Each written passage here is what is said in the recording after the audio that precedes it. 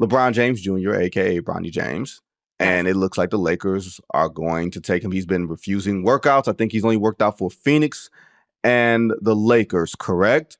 Yes. Now, does this feel like the beginning of some level of trend, like beyond Bronny James, the whole Bronny James conversation we've exhausted, right? But it feels like, KP, this is going to be the start of kids with familiar last names and parents who we know and have seen for years. This just feels like the start of a trend, right?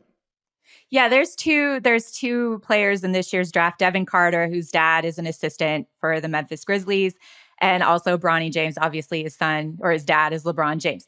The wave that's coming in the next few years, you got Cameron and Caden Boozer that are going to be in Yep. 2026. Next year, we have Dylan Harper, DJ Wagner. I can't even think off the top of my head some of the other players that are going to be coming, and they're legacy kids. And then further down, you got Gilbert Arenas' and Taj Ariza's sons.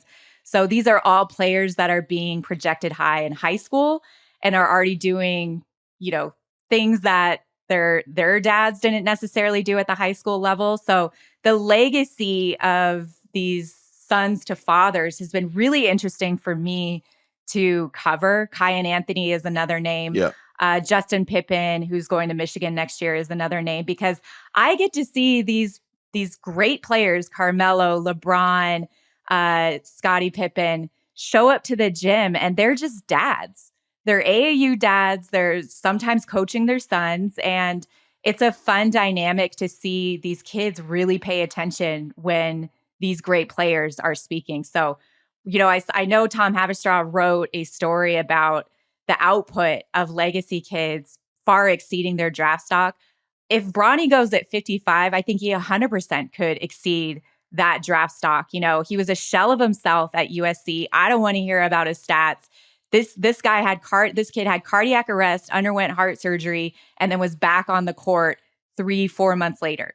So that alone is just unheard of. It's extraordinary to see. So I think Bronny is going to be a good long-term pro. He has a high IQ. He understands the game. He's going to be patient with his development.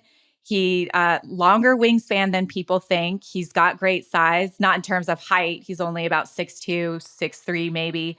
But understands the game, understands the PNR. We saw a little bit of a floater in the lane during the 5-on-5 scrimmages. And he's a player that guys like to play with. He's not selfish. He's not, he doesn't come in with a big ego. And I think maybe we're 2 years removed from seeing him being very productive and being able to contribute to an NBA team. But he could be that role player that teams want, in a two guard somewhere down the road. Yeah, the size thing is one of those things that get to me because I think he measured at 6'1" 3/4 without shoes, which doesn't really matter because you're playing basketball in shoes anyway. I never understood the whole what does your height register when you don't have shoes on? Do you hoop with shoes on? Do you hoop with shoes off? All right, cool, whatever, right?